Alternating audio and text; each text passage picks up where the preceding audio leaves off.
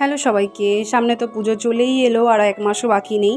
তো ভাবলাম একটু মেকআপের ভিডিও শেয়ার করি, অনেক দিন হয়ে গেছে শেয়ার করিনি।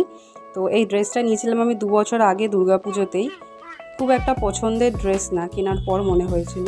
তো আজকে ওই ড্রেসটা পরেই মেকআপ করেছিলাম। আর মেকআপটা একদম করেছিলাম হালকার মধ্যে, যতটা কম কোয়ান্টিটি প্রোডাক্ট ইউজ করা যায় আমি ততটাই করেছি, কারণ আমি অতিরিক্ত ঘেমে যাই।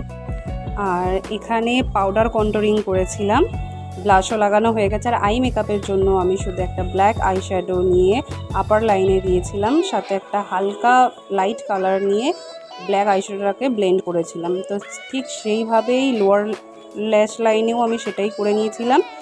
তারপরে সেট করে নিলাম, এরকমভাবেই করি কারণ আমার চোখগুলো খুব ছোট ছোট। তারপর চুলটাকে ভালো করে সেট করে নিলাম, যদিও আমার চুল কোনো দিন সেট হয় না। ব্যাস এটাই ছিল আমার ফাইনাল লুক। কেমন হয়েছে অবশ্যই